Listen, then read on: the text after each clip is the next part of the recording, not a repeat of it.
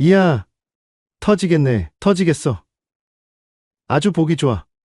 야전의 불곰이라 불리며 승승장구하던 육군 소장이 땀 흘리는 낯선 여군 장교를 향해 던진 말이었습니다. 주변의 모든 공기가 순간 얼어붙었습니다. 하지만 그가 보기 좋다며 희롱했던 바로 그 사람, 그녀가 군복으로 환복한 순간 소장은 그만 주저앉고 말았는데요. 과연 오만했던 소장에게 무슨 일이 벌어진 걸까요? 날씨가 많이 쌀쌀해졌는데 시청자 여러분들 건강 잘 챙기고 계시지요? 오늘은 어디에서 이야기를 시청하고 계신가요? 댓글로 여러분의 이야기도 들려주세요. 영상 시청하시면서 구독과 좋아요도 눌러주시면 채널 성장에 큰 힘이 됩니다. 이제 오늘의 사연 모음집 시작하겠습니다.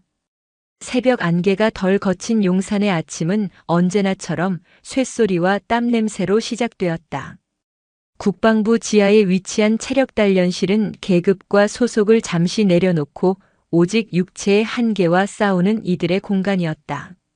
물론 그 잠시라는 것은 어디까지나 이론적인 이야기였다. 이곳에서조차 보이지 않는 서열은 존재했고 묵직한 바벨이 렉에 부딪히는 소리보다 무거운 침묵이 흐르곤 했다. 정민석 상사는 이 공간의 지배자이자 가장 낮은 자였다. 20년 넘게 군 생활을 하며 그의 눈은 사람의 계급장을 보지 않고도 그 무게를 가늠할 수 있는 경지에 이르렀다. 그는 수건을 정리하고 기구를 닦으며 새벽 운동을 나온 간부들의 움직임 하나하나를 습관처럼 살폈다. 저기 벤치프레스를 하는 대령은 합참작전처 소속이고 옆에서 덤벨을 드는 중령은 얼마 전새로 부임한 군수사령부 과장이다. 정 상사의 머릿속에는 보이지 않는 조직도가 빼곡하게 들어차 있었다. 그는 이른 아침의 평온을 사랑했다. 아직 본격적인 하루가 시작되기 전 모두가 군복이라는 갑옷을 입기 전에 날 것 그대로의 모습들이 오가는 이곳은 그에게 작은 위안이었다. 그 평온을 깨고 한 여성이 안으로 들어섰다. 짙은 회색 운동복에 머리를 단정하게 묶은 중년 여성이었다. 정 상사는 처음 보는 얼굴이라고 생각했다. 하지만 그의 오랜 직감이 경고음을 울렸다. 걸음걸이부터가 달랐다. 불필요한 움직임 없이 등 근육이 꼿꼿하게 선 채로 내딛는 발걸음은 마치 잘 조준된 총알처럼 정확했다. 그녀의 시선은 체력단련실 전체를 빠르고 정확하게 훑었다. 그것은 단순히 운동할 자리를 찾는 사람의 시선이 아니었다. 전장을 살피는 지휘관의 시선에 가까웠다. 정 상사는 자신도 모르게 허리를 펴고 섰다. 여성은 가장 구석에 있는 러닝머신으로 향했다. 마치 처음부터 그 자리가 자신의 자리였다는 듯 자연스럽게 올라서서 기계를 조작했다. 곧 일정한 속도의 발소리가 들려오기 시작했다. 흐트러짐 없는 자세, 규칙적인 호흡. 그녀의 모든 움직임은 수십 년간 갈고 닦아온 무인의 그것이었다. 그녀 윤설린 중장은 땀을 흘리며 생각에 잠겨 있었다. 며칠 후 있을 대규모 연합훈련 계획을 머릿속으로 몇 번이고 반복해서 시뮬레이션했다. 그녀에게 운동은 단순한 체력 관리가 아니었다. 복잡한 생각의 실타래를 풀고 가장 중요한 핵심을 꿰뚫어 볼 수 있게 만드는 정신 수양의 과정이었다. 30년 넘는 군 생활 동안 여군이라는 꼬리표는 늘 그녀를 따라다녔다. 유리천장은 보이지 않았지만 분명히 존재했고 그녀는 그것을 실력이라는 망치로 부수며 여기까지 왔다. 합참작전본부 부본부장. 별 3개. 그 무게는 그녀의 어깨를 무겁게 짓눌렀지만 동시에 그녀를 앞으로 나아가게 하는 원동력이었다. 오늘은 본청에서 중요한 회의가 있어 평소 이용하던 합참 전용 시설이 아닌 이곳에 잠시 들른 것이었다. 낯선 공간, 낯선 사람들 속에서 오롯이 자신에게 집중할 수 있는 이 시간이 좋았다. 그녀는 러닝머신의 속도를 조금 더 높였다. 심장이 빠르게 뛰고 온몸의 근육이 비명을 질렀지만 정신은 오히려 더 맑아지는 것을 느꼈다. 그때였다. 체력 단련실 문이 거칠게 열리고 육중한 발소리가 정적을 깼다. 준장님, 이쪽입니다. 부사관의 우렁찬 목소리가 울려 퍼졌다. 운동하던 몇몇 장교들이 화들짝 놀라며 자세를 고쳐 잡았다. 정민석 상사는 미간을 찌푸렸다. 체력 단련실에서까지 저렇게 요란하게 구는 인간은 드물었다. 곧이어 짙은 향수 냄새와 함께 한 사내가 모습을 드러냈다. 박태우 준장이었다. 최근 야전 부대에서 큰 공을 세우고 합참으로 영전한 소위 말하는 잘나가는 장성이었다. 그는 자신의 건장한 체격을 과시하듯 가슴을 활짝 펴고 느릿느릿 걸어 들어왔다. 그의 얼굴에는 자신감이 넘쳐 흘렀지만 정 상사가 보기에는 오만함에 가까웠다. 그는 이곳의 모든 사람들이 자신을 주목하고 있다는 사실을 즐기는 듯 했다. 박 준장은 주변을 둘러보며 자신에게 경례하는 장교들에게 가볍게 고갯짓으로 답했다. 그러다 그의 시선이 구석에서 묵묵히 달리고 있는 윤설린에게 닿았다. 그의 입가에 비릿한 미소가 걸렸다. 그는 마치 사냥감을 발견한 포식자처럼 윤설린이 있는 러닝머신 쪽으로 천천히 걸어갔다. 정민석 상사는 불길한 예감에 사로잡혔다. 저 오만한 별 하나가 곧 이 조용한 아침의 평화를 산산조각 낼 것 같았다. 그는 마른 침을 삼키며 두 사람을 주시했다. 박태우 준장은 윤설린의 뒤쪽으로 다가가 러닝머신 손잡이를 잡고 섰다. 땀에 젖어 몸의 윤곽이 그대로 드러나는 운동복을 노골적인 시선으로 위아래로 훑쳤다. 체력 단련실의 공기가 순간 얼어붙었다. 벤치프레스를 하던 대령은 바벨을 든 채 움직임을 멈췄고 사이클을 타던 소령은 페달에서 발을 떼었다. 모두의 시선이 박 준장과 윤설린에게로 향했다. 윤설린은 그를 무시한 채 계속 정면을 응시하며 달렸다. 그녀의 호흡은 조금도 흐트러지지 않았지만 굳게 담은 입술이 그녀의 심기를 대변하고 있었다. 이야, 몸매 관리 정말 잘하시는데? 군복 터지겠어. 박 준장의 목소리가 체력 단련실 전체에 울려 퍼졌다. 그것은 칭찬이 아니었다. 명백한 조롱이자 성희롱이었다. 주변에 있던 장교들은 당혹감에 얼굴이 굳었다. 하지만 누구 하나 감히 나서서 그의 말을 제지하지 못했다. 상대는 별을 단 장군이었다. 군대라는 조직에서 계급은 법보다 위에 있었다. 정민석 상사는 더 이상 보고만 있을 수 없었다. 그는 조심스럽게 박 준장에게 다가갔다. 준장님, 여기는 본청 소속 간부들도 함께 이용하는 시설입니다. 말씀을 조금만 정 상사의 말이 채 끝나기도 전에 박 준장은 코웃음을 치며 그의 말을 잘랐다. 아, 정 상사. 뭘 그렇게 예민하게 굴어? 그냥 농담이지, 농담. 요즘 세상은 무슨 말만 하면 다들 잡아먹으려고 달려드니 원. 그는 정 상사의 어깨를 툭 치고는 다시 윤설린에게로 시선을 돌렸다. 어디 근무해요? 이 정도 몸매면 비서실 같은 데서 사랑 많이 받겠어. 안 그래? 박 준장의 두 번째 발언은 더욱 노골적이고 모욕적이었다. 그는 여군이란 당연히 전투나 작전과는 거리가 먼 보조적인 역할을 하는 존재라는 뿌리 깊은 편견을 아무렇지 않게 드러냈다. 주변 장교들의 표정은 이제 당혹감을 넘어 경악으로 변해가고 있었다. 하지만 박 준장은 아랑곳하지 않았다. 오히려 자신의 말에 아무도 반박하지 못하는 상황을 즐기는 듯했다. 그는 이것이 자신의 권위를 보여주는 방식이라고 착각하고 있었다. 그때 윤설린이 러닝머신의 속도를 서서히 줄였다. 기계가 완전히 멈추자 그녀는 천천히 내려와 옆에 걸어두었던 수건으로 목덜미에 땀을 닦았다. 그리고는 처음으로 박 준장을 향해 고개를 돌렸다. 그녀의 눈빛은 차갑게 가라앉아 있었다.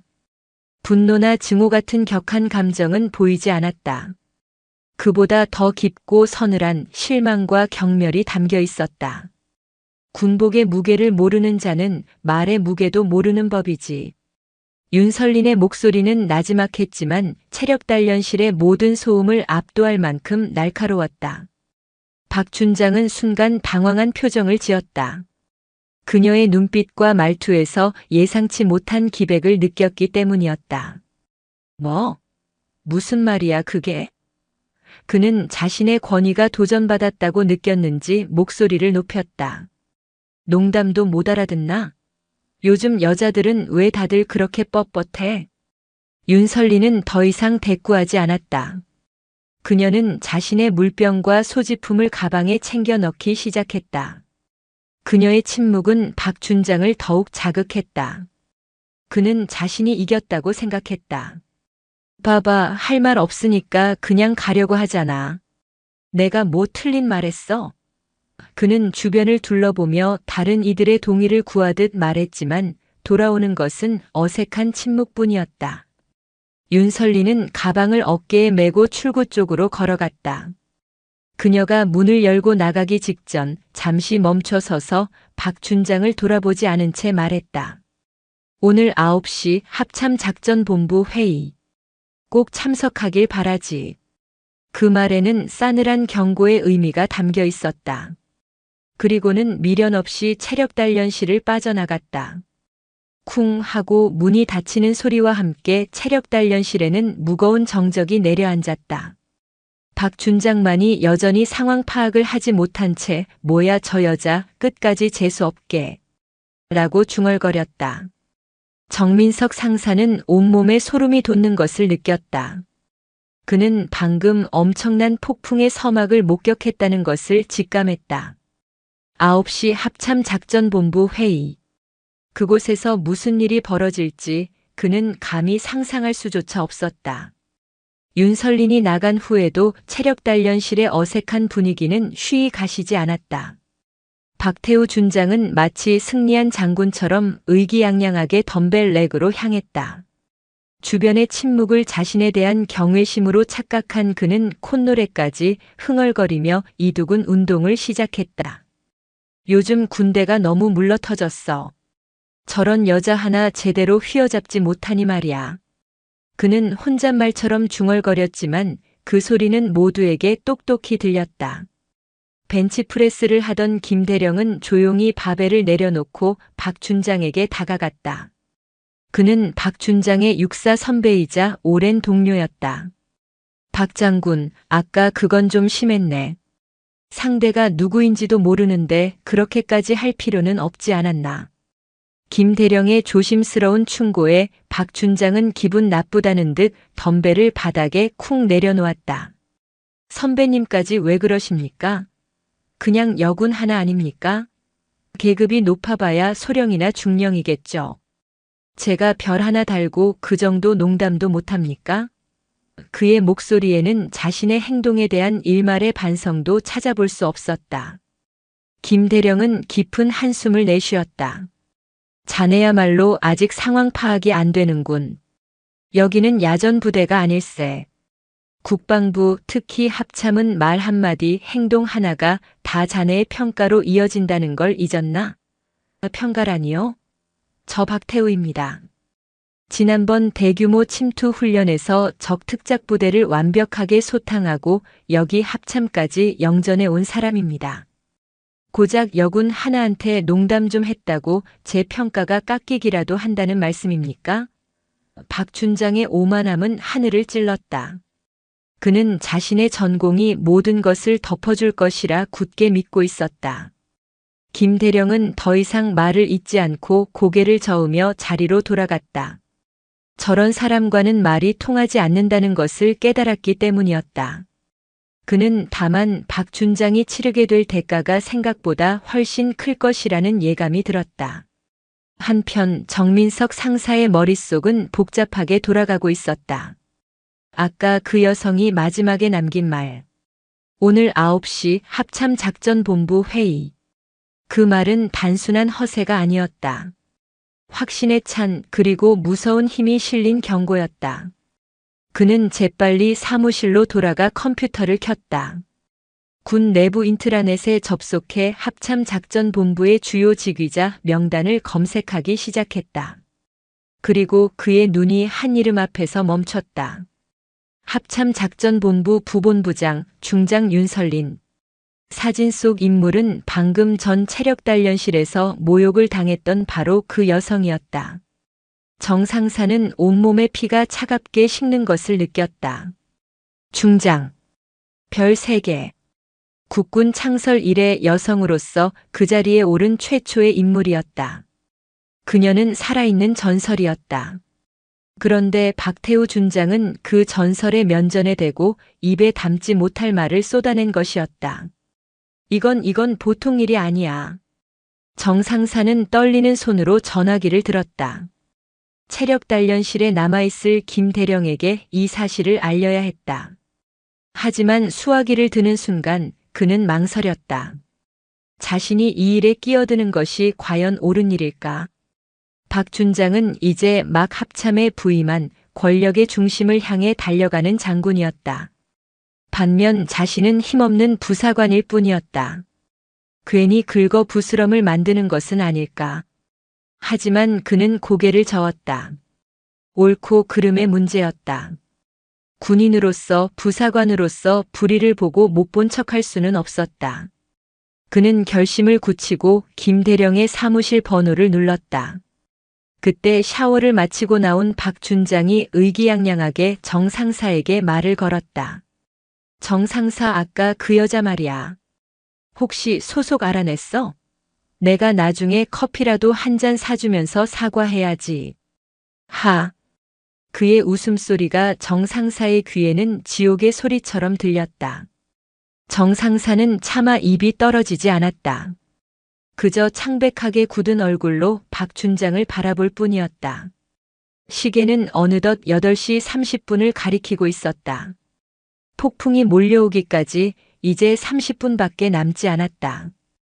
윤설리는 자신의 집무실로 돌아와 샤워를 마친 뒤 각 잡힌 정복으로 갈아입었다. 어깨에 달린 3개의 별이 아침 햇살을 받아 서늘하게 빛났다. 그녀는 거울 앞에 서서 자신의 모습을 비춰보았다. 숱한 밤을 새우며 작전 지도를 들여다보던 젊은 날의 대위, 남군들의 텃세와 편견 속에서 묵묵히 자신의 길을 걸었던 소령, 그리고 마침내 장군이 되어 부대를 지휘하던 순간까지 30년의 세월이 주마등처럼 스쳐 지나갔다. 군인이 되겠다고 결심했던 순간부터 그녀의 삶은 투쟁의 연속이었다. 여성이라는 이유만으로 능력을 의심받고 보이지 않는 차별과 싸워야 했다. 그녀는 포기하지 않았다. 남자들보다 2배, 3배 더 노력했다. 체력적으로도 정신적으로도 결코 뒤처지지 않기 위해 스스로를 채찍질했다. 그렇게 피와 땀으로 별을 달았다. 오늘 아침 체력단련실에서 겪은 일은 그녀에게는 새삼스러운 일이 아니었다. 계급이 낮았을 때는 더 심한 말도 수없이 들었다. 하지만 별을 3개나 단 지금, 그것도 국군의 심장부인 국방부 청사 안에서 그런 말을 듣게 될 줄은 몰랐다. 분노보다 먼저 찾아온 감정은 깊은 실망감과 자괴감이었다. 내가 이룬 모든 것들이 고작 저런 편견 하나 넘어서지 못했단 말인가. 아직도 우리 군에는 저런 구시대적인 사고방식을 가진 자들이 별을 달고 지휘관 행세를 하고 있단 말인가. 그녀는 책상 위에 놓인 박태우 준장의 인사기록 카드를 집어들었다. 화려한 경력이었다. 야전에서 잔뼈가 굵었고 여러 차례 큰 공을 세워 동기들보다 승진도 빨랐다. 능력 있는 군인인 것은 분명해 보였다. 하지만 그 능력이라는 것이 과연 전부일까? 부하를 인격적으로 존중하지 못하고 시대의 변화를 읽지 못하는 지휘관은 결국 조직을 병들게 하는 암적인 존재일 뿐이다. 그녀는 비서관을 불렀다. 오늘 9시 회의 참석자 명단 최종 확인하고 회의실 전방 스크린에 박태우 준장의 양력을 추가로 띄워주게. 특히 최근 공적 사항을 강조해서. 비서관은 의아한 표정을 지었지만 군말 없이 명령에 따랐다. 윤설리는 창밖을 내다보았다. 멀리 남산 타워가 보였다. 저 도시의 불빛 아래 평화롭게 살아가는 국민들을 지키기 위해 군복을 입었다. 군복의 무게는 책임의 무게였다. 국민의 생명과 재산을 지켜야 할 무거운 책임. 그 책임을 망각한 채 자신의 계급을 완장처럼 여기고 부하들을 함부로 대하는 자는 군복을 입을 자격이 없다. 그녀는 박태우 개인에게 복수하려는 것이 아니었다. 이번 기회에 군 내부에 아직도 만연한 잘못된 문화를 뿌리 뽑고 진정한 군인의 품격이 무엇인지 모두에게 똑똑히 보여주어야겠다고 다짐했다. 그녀의 눈빛이 차갑고 단단하게 빛났다. 잠시 후 그녀는 회의 자료를 들고 집무실을 나섰다. 그녀의 발걸음에는 조금의 망설임도 없었다. 곧 벌어질 거대한 폭풍의 중심을 향해 그녀는 묵묵히 걸어갔다. 박태우 준장은 샤워를 마치고 갓 다림질한 정복을 입으며 콧노래를 불렀다. 아침에 있었던 불쾌한 일은 이미 잊은 지 오래였다. 그는 오히려 자신의 재치 있는 농담에 제대로 받아치지도 못하고 도망치듯 나가버린 여자를 생각하며 득이양양한 미소를 지었다. 별것도 아닌 게 까불기는. 그는 넥타이를 매며 거울 속 자신을 만족스럽게 바라보았다. 야전에서 구릿빛으로 그을린 피부, 다부진 체격, 그리고 어깨에서 빛나는 별. 이것이 바로 그가 수십 년간 군 생활을 하며 얻어낸 결과물이었다. 그는 스스로가 자랑스러웠다. 박태우에게 군대는 힘의 논리가 지배하는 세계였다. 강한 자가 살아남고 약한 자는 도태되는 정글. 그는 그 정글에서 승리해왔고 자신의 방식이 옳다고 굳게 믿었다. 여군이나 행정병과 같은 비전투 인력들은 그에게 있어 군대의 본질을 흐리는 존재일 뿐이었다. 준장님, 오늘 새로 부임하시는 부본부장님, 여군 출신이라고 들었습니다. 부관이 조심스럽게 말을 건넸다. 박태우는 피식 웃었다. 알아. 윤설린 중장이라던가. 여자도 별 3개를 다는 세상이 왔구만. 시대가 좋아졌어.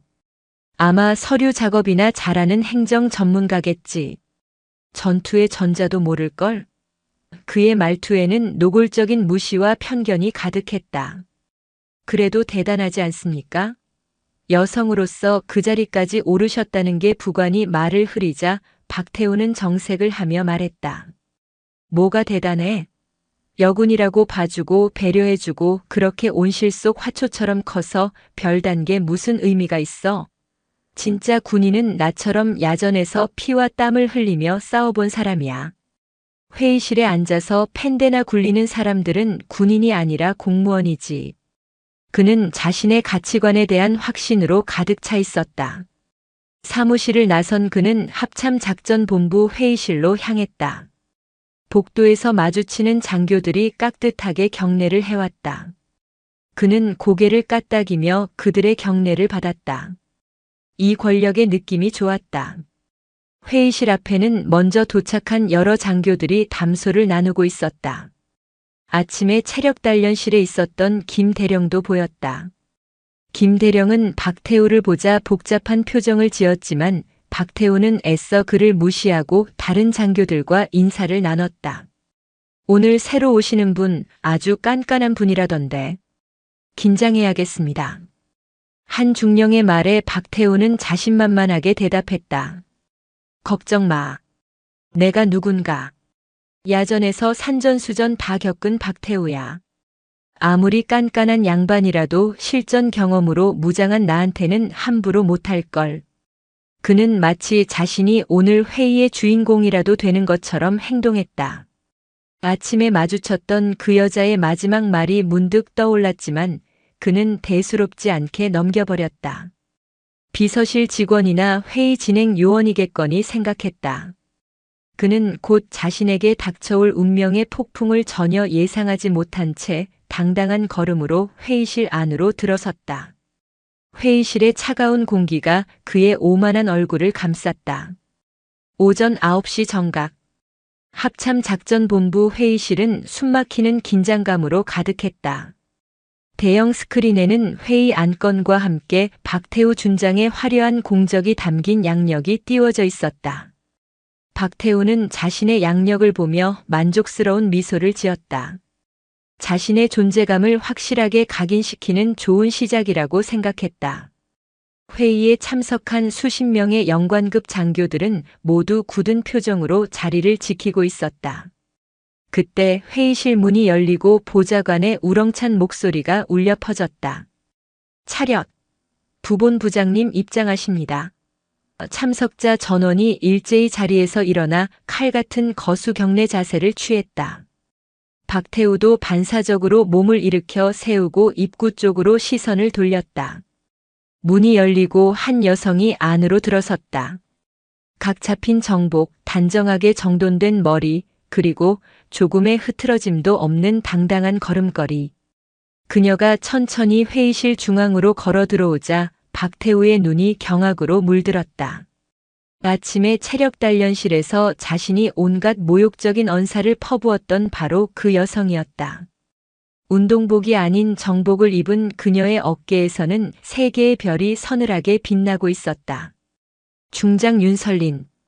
새로 부임한 합참작전본부 부본부장이었다. 박태우의 머릿속이 하얗게 비어버렸다. 온몸의 피가 발끝으로 쏠리는 듯한 아찔한 현기증이 일었다. 아침에 자신이 내뱉었던 말들이 귀에서 환청처럼 울려 퍼졌다. 군복 터지겠어. 비서실 같은 데서 사랑 많이 받겠어. 요즘 여자들은 왜 다들 그렇게 뻣뻣해? 다리가 후들거려 서 있기조차 힘들었다. 식은땀이 등줄기를 타고 흘러내렸다. 윤설리는 회의실 단상에 올라 참석자들을 천천히 둘러보았다. 그녀의 시선이 잠시 박태우에게 머물렀다. 그 짧은 순간 박태우는 마치 발가벗겨진 채 광장 한가운데 서 있는 듯한 끔찍한 수치심을 느꼈다. 윤설린의 눈빛에는 분노가 아닌 깊은 실망과 차가운 경멸이 담겨 있었다. 모두 편히 앉도록. 그녀의 나지막하지만 힘있는 목소리에 모두가 자리에 앉았다. 박태우는 거의 의자에 주저앉다시피 했다. 윤설리는 준비된 연설문을 쳐다보지도 않은 채 입을 열었다. 오늘부터 여러분과 함께 대한민국 안보의 최전선을 책임지게 된 합참작전본부 부본부장 중장 윤설린이다. 그녀의 목소리는 회의실 전체를 압도했다. 나는 오늘 이 자리에서 회의 안건을 논의하기에 앞서 우리가 입고 있는 이 군복의 의미에 대해 먼저 이야기하고 싶다. 회의실의 공기가 더욱 무겁게 가라앉았다. 모두가 숨을 죽이고 그녀의 다음 말을 기다렸다. 이 군복의 무게는 계급의 높고 낮음, 성별의 다름으로 결코 달라지지 않는다. 이등병의 군복이든 대장의 군복이든 그 안에는 조국을 수호하겠다는 똑같은 무게의 책임과 사명이 담겨 있어야 한다. 그녀의 시선이 다시 박태우를 향했다. 하지만 오늘 아침 나는 우리 군의 일부 지휘관이 그 무게를 망각하고 있다는 사실을 매우 유감스럽게 확인했다. 박태우는 고개를 들 수 없었다. 당장이라도 이 자리에서 사라져버리고 싶었다. 어떤 이는 계급을 완장처럼 여기고 부하의 인격을 아무렇지 않게 모독한다. 심지어 동료 군인을 성적인 대상으로 취급하며 희롱하기도 한다. 윤설린의 말은 한마디 한마디가 비수가 되어 박태우의 심장에 박혔다. 체력단련실에서 나에게 군복이 터지겠다고 말했던 그 지휘관. 지금 이 자리에 있는 것으로 아는데 스스로 일어서서 모든 동료 앞에서 자신의 어리석음을 고백할 용기는 있는가? 회의실에 완벽한 정적이 흘렀다. 모든 시선이 사색이 된 채 앉아있는 박태우에게로 쏠렸다. 그의 군 생활, 아니 인생 전체가 끝장나는 순간이었다. 시간이 멈춘 듯 했다. 회의실의 모든 공기가 박태우 한 사람에게로 집중되었다. 그의 등 뒤로 수십 개의 눈동자가 비수처럼 날아와 박혔다. 그는 숨을 쉴 수 없었다. 귀에서는 이명이 윙윙거렸고 눈앞이 아찔하게 흔들렸다. 윤설린 중장은 단상 위에서 그를 조용히 내려다보고 있었다. 그녀의 눈빛은 그에게 선택을 강요하고 있었다. 여기서 비겁하게 침묵으로 버틸 것인가 아니면 사내답게 자신의 잘못을 인정하고 일어설 것인가. 박태우의 머릿속에서 수만 가지 생각이 충돌했다.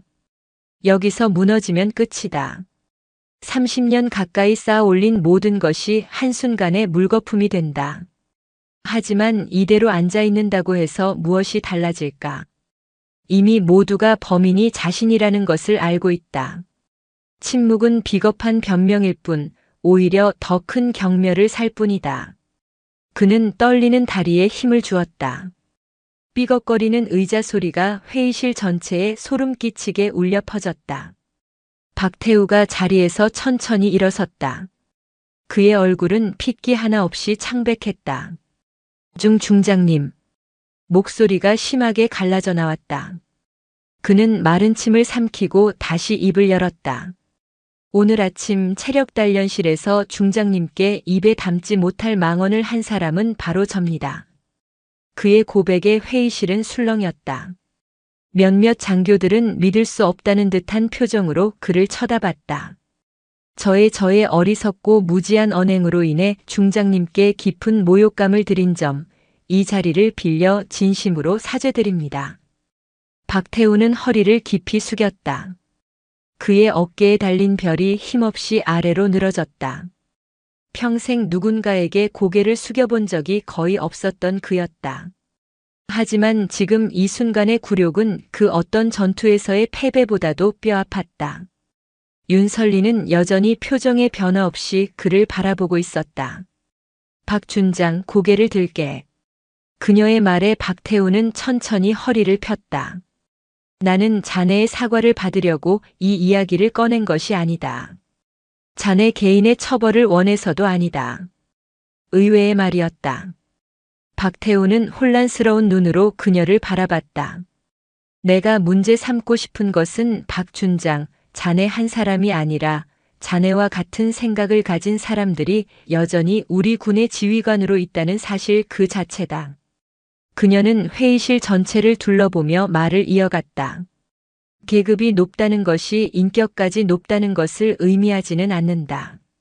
어깨에 별이 많다고 해서 더 위대한 군인이 되는 것도 아니다. 진정한 지휘관은 힘으로 부하를 누르는 사람이 아니라 품격으로 부하들의 존경을 받는 사람이다. 품격 없는 별은 그저 빛 좋은 쇠붙이에 불과하다는 것을 오늘 이 자리에 있는 모두가 명심하길 바란다. 그녀의 말은 회의실의 모든 장교들의 가슴에 깊이 파고들었다. 박태우뿐만 아니라 많은 이들이 자신의 과거를 돌아보며 뜨끔함을 느꼈다. 윤설리는 마지막으로 박태우를 향해 말했다. 박준장은 자리에 앉게. 오늘 회의는 예정대로 진행한다. 하지만 회의가 끝난 뒤 준장은 내 집무실로 오도록. 군복의 무게가 무엇인지 오늘 제대로 가르쳐 주도록 하지. 그 말은 사형 선고나 다름없었다. 박태우는 힘없이 자리에 주저앉았다.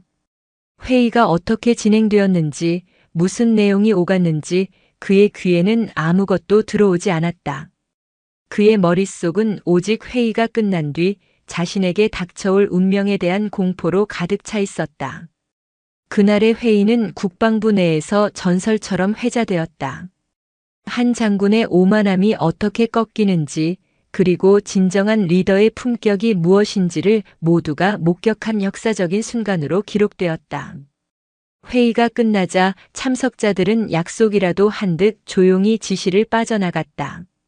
누구도 박태우에게 말을 걸지 않았다. 동정의 눈빛을 보내는 이도 고소하다는 듯한 표정을 짓는 이도 있었지만 대부분은 그저 그를 없는 사람처럼 대했다. 그는 텅 빈 회의실에 홀로 남아 망연자실하게 앉아 있었다. 불과 1시간 전까지만 해도 세상을 다 가진 듯 의기양양했던 그는 이제 모든 것을 잃은 패잔병이 되어 있었다. 끝났어, 이제 다 끝났어. 그는 떨리는 손으로 얼굴을 감쌌다.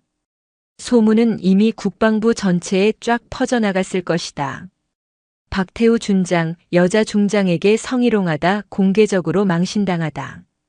군 생활 내내 승승장구해왔던 그의 명예는 땅에 떨어졌고 앞으로 그의 앞에는 가시밭길만이 펼쳐져 있을 것이 분명했다.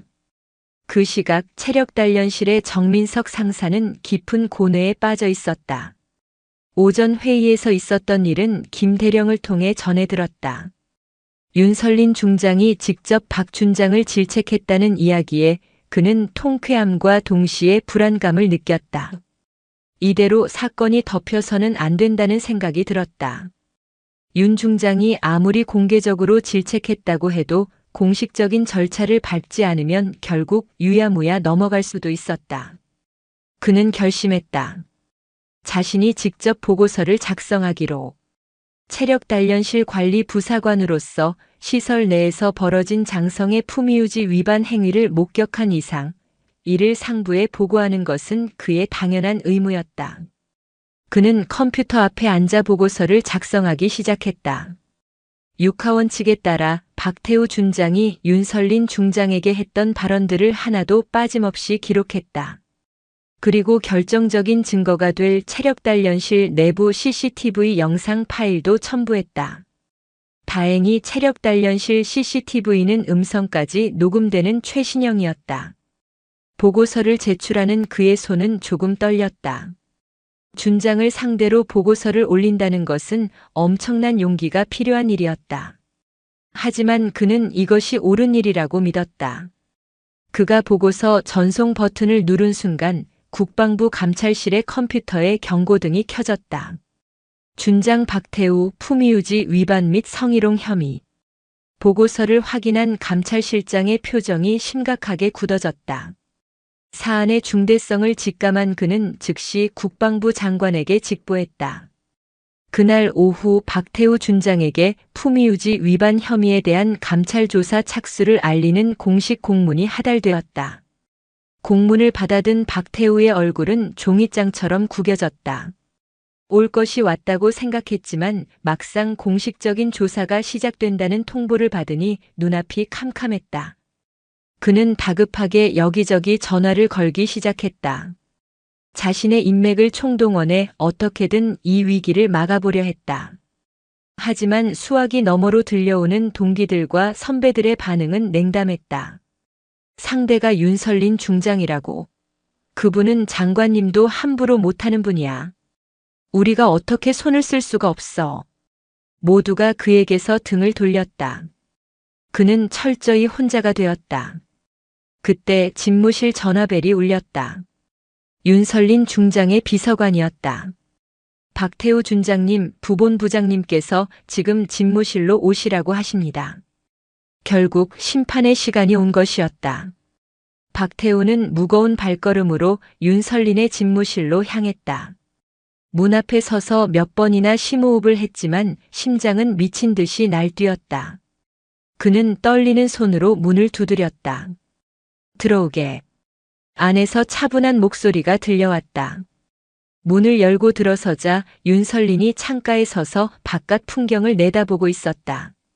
정복이 아닌 편안한 근무복 차림이었지만 그녀에게서 뿜어져 나오는 위험은 조금도 줄어들지 않았다. 앉지. 그녀는 책상 앞 의자를 가리켰다. 박태우는 마치 죄인처럼 의자 끝에 겨우 엉덩이를 걸치고 앉았다. 무슨 말이 나올까, 어떤 질책과 처벌이 기다리고 있을까. 그의 머릿속은 온통 두려움으로 가득했다. 한참의 침묵이 흘렀다. 그 침묵이 박태우의 숨통을 조여왔다. 먼저 입을 연 것은 윤설린이었다. 감찰조사 통보 받았겠지. 네, 받았습니다. 기분이 어떤가? 예상치 못한 질문이었다. 박태우는 잠시 머뭇거리다 솔직하게 대답했다. 두렵습니다. 그리고 후회스럽습니다.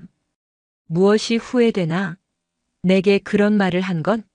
아니면 그게 들통나서 지금 이 지경이 된 건? 그녀의 질문은 그의 폐부를 꿰뚫는 것처럼 날카로웠다. 둘 다입니다.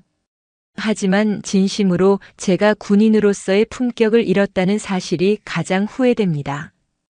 그리고 중장님께 씻을 수 없는 상처를 드렸다는 것도 진심으로 죄송하게 생각합니다. 박태우의 목소리에는 이전에는 없었던 진심이 담겨 있었다. 윤설린은 천천히 몸을 돌려 그를 마주 보았다. 그녀의 눈빛은 이전처럼 차갑지 않았다. 박준장, 나는 자네에게 상처받지 않았네. 다만 실망했을 뿐이야. 그녀는 책상으로 걸어와 그의 맞은편에 앉았다. 나는 지난 30년간 자네가 한 것보다 더 심한 말, 더 지독한 편견과 싸워왔네. 그럴 때마다 상처받았다면 나는 아마 이 자리까지 오지도 못했을 거야. 그녀의 말에는 깊은 연륜과 아픔이 묻어 있었다. 내가 실망한 것은 야전에서 그토록 능력을 인정받고 여기까지 올라온 유능한 지휘관조차 아직도 그런 낡고 편협한 생각을 가지고 있다는 사실이었네. 자네 같은 사람이 지휘하는 부대의 여군들은 과연 어떤 대우를 받고 있을까? 그 생각이 나를 가장 비참하게 만들었어. 박태우는 고개를 들 수 없었다. 그의 얼굴이 부끄러움으로 붉게 달아올랐다. 죄송합니다. 제가 너무 어리석었습니다. 그의 눈에서 뜨거운 눈물이 흘러내렸다. 윤설리는 잠시 그의 모습을 지켜보다가 말을 이었다. 감찰 조사는 예정대로 진행될 걸세. 자네가 저지른 일에 대한 책임은 피할 수 없어. 아마 이번 일로 자네의 군 생활에 큰 오점이 남게 되겠지. 진급은 물론이고 앞으로 중요한 보직을 맡기도 어려울 거야. 그것은 사형 선고와 같은 말이었다. 박태우는 절망감에 입술을 깨물었다. 하지만 윤설린의 목소리가 그의 귓가를 파고들었다. 이것이 끝이라고 생각하지 말게. 진정으로 반성하고 있다면 이것은 끝이 아니라 새로운 시작이 될 수도 있어. 중요한 건 앞으로 자네가 어떤 군인으로 살아갈 것인가 하는 점이야. 그녀는 자리에서 일어나 책상 서랍에서 무언가를 꺼내 그에게 건넸다. 그것은 낡고 해진 작은 수첩이었다. 내가 처음 임관했을 때부터 쓰던 수첩일세. 그 안에는 내가 군 생활을 하며 지키고자 했던 다짐들이 적혀 있지. 한번 읽어보게. 박태우는 떨리는 손으로 수첩을 받아들었다. 그에게는 질책이나 처벌이 아닌 새로운 기회가 주어진 것이었다. 그는 흐르는 눈물을 닦을 생각도 하지 못한 채 윤설린을 향해 깊이 고개를 숙였다. 그 후 일주일이 흘렀다. 박태우 준장에 대한 감찰 조사는 신속하게 진행되었고 결과는 견책이라는 중징계로 결정되었다. 군 내부에서는 그의 화려했던 경력을 고려할 때 사실상 군 생활이 끝난 것이나 다름없다는 평이 지배적이었다. 그는 모든 것을 체념한 채 징계 결과를 받아들였다. 그동안 그는 윤설린 중장이 건네준 낡은 수첩을 몇 번이고 반복해서 읽었다. 그 안에는 군인은 국민을 위해 존재한다. 부하를 인격으로 대하라. 어떠한 차별에도 굴하지 말라와 같은 군인이라면 누구나 아는 당연한 말들이 적혀 있었다. 하지만 그 당연한 말들이 수십 년의 세월 동안 그녀가 겪었을 고뇌와 투쟁의 무게와 함께 다가와 그의 가슴을 무겁게 짓눌렀다. 그는 자신이 얼마나 오만하고 어리석었는지를 뼈저리게 깨달았다. 변화는 서서히 하지만 분명하게 시작되었다. 그는 더 이상 부하들에게 고압적인 태도를 보이지 않았다. 회의 시간에는 말단 실무자의 의견까지 경청했고 특히 여군 장교들의 고충에 귀를 기울였다. 처음에는 그의 변화를 의심의 눈초리로 바라보던 부하들도 그의 진심 어린 태도에 점차 마음을 열기 시작했다. 그의 사무실 분위기는 이전과는 비교할 수 없을 만큼 부드러워졌다. 한편 국방부 체력단련실 입구에는 새로운 안내문 하나가 붙었다. 군복은 힘이 아니라 품격입니다. 품격 없는 별은 그저 쇠붙이에 불과합니다. 윤설린 중장의 지시로 붙은 이 문구는 체력단련실을 이용하는 모든 군인들에게 깊은 울림을 주었다. 다시 월요일 아침이 밝았다. 박태우는 여느 때처럼 체력단련실을 찾았다. 지난번의 사건 이후 처음이었다. 그는 일부러 사람이 가장 없는 이른 새벽 시간을 택했다. 하지만 그가 들어섰을 때 구석진 러닝머신 위에서 익숙한 인형이 달리고 있었다. 윤설린 중장이었다. 박태우는 순간 몸이 굳었다. 돌아나가야 할까? 하지만 그는 이내 마음을 다잡고 그녀에게로 다가갔다. 중장님 안녕하십니까? 그의 목소리는 조금 떨렸지만 이전의 오만함은 찾아볼 수 없는 겸손함이 묻어 있었다. 러닝머신 위에서 달리던 윤설린이 속도를 줄이고 그를 돌아보았다. 박 준장, 오랜만이군. 운동하러 왔나? 그녀의 목소리는 평온했다. 네, 그렇습니다. 그리고 중장님께 다시 한번 사죄드리고 싶어서 왔습니다. 윤설리는 러닝머신에서 내려와 수건으로 땀을 닦았다. 사과는 이미 충분히 받았네. 그보다 중요한 건 박 준장이 정말로 변했는가 하는 점이겠지. 매일 아침 거울을 보며 스스로에게 묻고 있습니다. 오늘 나는 군복의 무게를 제대로 감당할 자격이 있는가? 라고 말입니다. 중장님께서 주신 수첩을 읽으며 제가 얼마나 부끄러운 군인이었는지 깨달았습니다. 박태우의 눈빛은 진실했다. 윤설린의 입가에 옅은 미소가 번졌다. 좋은 습관이군. 그 질문을 평생 잊지 말고 살아가게. 몸이 건강해야 정신도 건강해지는 법이니 운동 열심히 하게. 그녀는 박태우의 어깨를 가볍게 두드려주고는 체력 단련실을 나섰다. 박태우는 그녀가 사라진 문을 한참 동안 바라보았다. 그는 덤벨을 들어 올렸다. 이전보다 훨씬 무겁게 느껴졌지만 마음은 이상하게도 가벼웠다.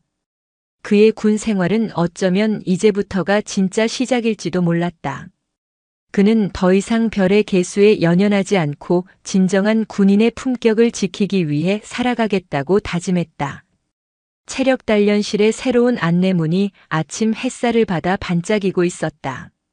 웬만하면 여군한테 힘든 일 안 시키려고 했는데 이건 너무 나대는 거 아닌가? 내가 뭘 안다고 여기 기어들어와? 육군 중령이 피투성이가 된 부하 여군 장교의 머리채를 쥐어잡고 지씹듯 말했습니다. 하지만 불과 5분 뒤 부대 상공을 뒤찢는 굉음과 함께 그는 자신의 군 생활이 송두리째 박살났음을 직감했습니다. 그가 짐승처럼 짓밟았던 여군이 보낸 단 한 장의 사진. 그 사진 한 장이 대한민국 육군에서 가장 무서운 호랑이를 깨웠기 때문입니다. 과연 오만했던 중령의 운명은 어떻게 될까요? 영상 보시기 전에 구독과 좋아요 한번 눌러주시면 채널 성장에 큰 힘이 됩니다. 무료로 할 수 있는 소중한 응원, 더 좋은 이야기로 보답하겠습니다. 오늘의 사연 모음집 시작하겠습니다. 지독한 이명과 함께 모든 감각이 흐릿해졌다. 빗줄기는 단순한 물방울이 아니라 하늘에서 쏟아지는 무수한 쇠모처럼 느껴졌다. 강원도 화천, 대한민국 육군 제15보 병사단 본부 뒤편 버려진 폐창고 앞은 거대한 진흙 구덩이로 변해 있었다. 하서연 대위는 그 한가운데 처박혀 있었다. 전투복은 흙탕물과 제 몸에서 흘러나온 피로 눅진하게 젖어들어 마치 차가운 동물의 가죽처럼 피부에 들러붙었다. 찢어진 아랫입술에선 비릿한 피맛이 끊임없이 번졌고 군홧발에 지시겨진 오른쪽 뺨은 감각이 마비되어 차라리 고통조차 느껴지지 않았다. 갈비뼈 서너 대가 어긋난 듯 숨을 들이쉴 때마다 날카로운 파편이 폐부를 찌르는 격통이 온몸을 관통했다. 불과 2시간 전 그녀의 손에는 지난 3년간의 집념이 담긴 A사 서류 뭉치가 들려 있었다. 그것은 단순한 종이 나부랭이가 아니었다. 부대의 명예를 좀먹는 암세포의 위치를 정확히 적시한 조직 검사 결과지였다. 군수가 보급 예산의 교묘한 유용 내역, 유류 창고에서 증발한 수만 리터의 경유 행방, 심지어는 최전방 GOP에서 고생하는 병사들의 부식비마저 빼돌려진 정황까지. 모든 증거는 단 한 사람 사단 작전 참모 최동훈 중령을 정점으로 한 부패의 피라미드를 가리키고 있었다. 그의 집무실 문을 열기 전 하서연은 마른 침을 삼키며 심장을 다잡았다. 두려움이 없었다면 거짓말이다. 하지만 군인으로서 선배 장교로서 썩어 문드러진 환부를 외면할 수는 없었다. 이번에야말로 반드시 뿌리 뽑겠다고, 그리하여 더는 선량한 부하들이 부당한 희생을 치르지 않게 하겠다고 맹세했다. 그러나 최동우는 그녀가 내민 서류 뭉치의 표지조차 보지 않았다. 그는 조롱과 경멸이 뒤섞인 눈으로 그녀를 위아래로 훑어보더니 나지막이 의졸였다. 계집년이 별걸 다 주워 먹었네. 그 말이 끝나기 무섭게 육중한 손바닥이 그녀의 뺨을 후려쳤다. 짝 하는 파열음과 함께 하서연은 바닥에 나동그라졌다. 상황을 파악할 틈도 없이 최동훈의 군홧발이 그녀의 복부를 걷어찼다. 컥. 숨이 끊어지는 고통에 비명조차 나오지 않았다. 그녀는 필사적으로 서류 뭉치를 품에 끌어안았지만 그는 미친 짐승처럼 날뛰었다. 주먹이 얼굴을 가격하고 발길질이 옆구리를 짓뭉갰다. 끔찍한 고통 속에서 갈비뼈가 부러지는 우두둑 하는 소리가 귓속까지 선명하게 파고들었다. 2년 아직도 정신 못 차렸어? 최동우는 헐떡이며 그녀의 머리채를 잡아챘다. 그의 눈은 증오와 사리로 번들거렸다. 그는 주변에 있던 부관과 행정과장에게 턱짓을 했다. 창고 뒤에다 던져놔. 비 맞다 보면 자기가 뭘 잘못했는지 알게 되겠지. 집무실 안에는 다른 장교들도 있었다. 작전과장 김소령은 못 본 척 창밖으로 고개를 돌렸고 행정과장 이소령은 난처한 표정으로 헛기침만 해댔다. 누구 하나 그녀를 부축하거나 최동훈을 말리지 않았다. 거대한 군이라는 조직 속에서 정의를 외친 여군 장교의 목소리는 그렇게 철저한 폭력과 비겁한 침묵 속에 짓밟혔다. 의식이 까마득한 심연으로 가라앉는 순간 하서연의 뇌리에 아버지의 얼굴이 스쳤다. 예비역 육군 소장 하정국. 평생을 군에 헌신했고 군복의 명예를 목숨처럼 여겼던 강직한 군인.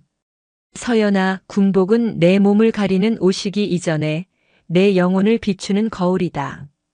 언제나 그 거울 앞에 떳떳하거라. 임관식 날 아버지가 어깨에 다이아몬드 계급장을 달아주며 했던 말이었다. 그 목소리가 꺼져가는 생명의 불씨를 붙들었다. 안 돼. 이대로 끝낼 수는 없어. 하서연은 마지막 남은 의식을 쥐어짰다. 피와 흙으로 범벅이 된 손가락이 본능적으로 전투복 주머니를 더듬었다. 차갑고 단단한 스마트폰의 감촉.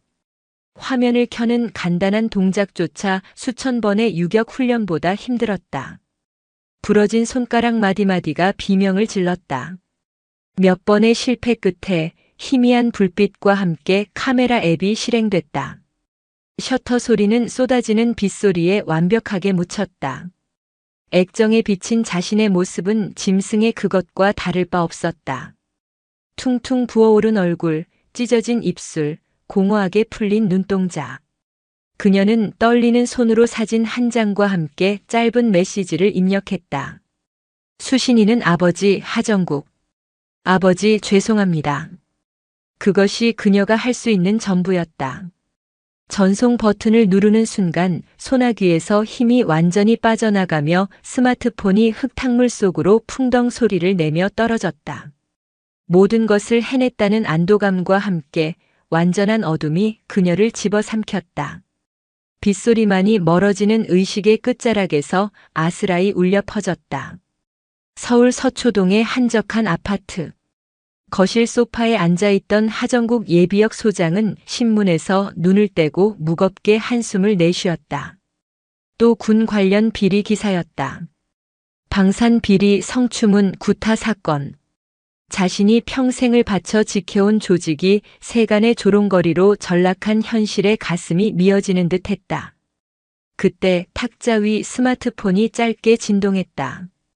발신인을 확인한 그의 무거운 얼굴에 희미한 미소가 번졌다. 내 딸 서연이. 바쁜 최전방 생활 속에서도 딸은 틈틈이 안부를 전해왔다. 그에게는 세상 가장 큰 자랑이자 기쁨이었다. 흐뭇한 마음으로 메시지 창을 열었다. 그러나 화면에 뜬 사진을 보는 순간 하정국의 세상은 통째로 무너져 내렸다. 그의 손이 사시나무처럼 떨렸고 동공은 걷잡을 수 없이 흔들렸다. 신문을 쥐고 있던 손에서 힘이 풀리며 바닥으로 떨어졌다. 사진 속에는 피와 흙으로 범벅이 된 채 쓰러져 있는 딸의 모습이 있었다. 찢어진 전투복, 멍으로 얼룩진 얼굴, 초점을 잃은 눈동자. 아버지 죄송합니다. 라는 짧은 메시지는 그의 심장을 도려내는 비수와도 같았다. 죄송한 것은 딸이 아니었다. 이 험한 곳으로 딸을 보낸 자신이었다. 서연아. 그는 즉시 통화 버튼을 눌렀다. 그러나 돌아오는 것은 기계적인 연결음 뿐이었다. 한 번, 두 번, 10번. 신호음이 반복될수록 그의 심장은 타들어갔고 슬픔은 이내 감당할 수 없는 분노로 변해갔다. 손에 쥔 스마트폰이 부서질 듯 삐걱거렸다. 육군 사관학교를 수석으로 졸업하고 누구보다 투철한 사명감으로 군인의 길을 택했던 딸이었다. 그런 딸이 적의 총구가 아닌 아군의 주먹과 군홧발 아래 짓밟혔다. 이것은 단순한 폭행이 아니었다.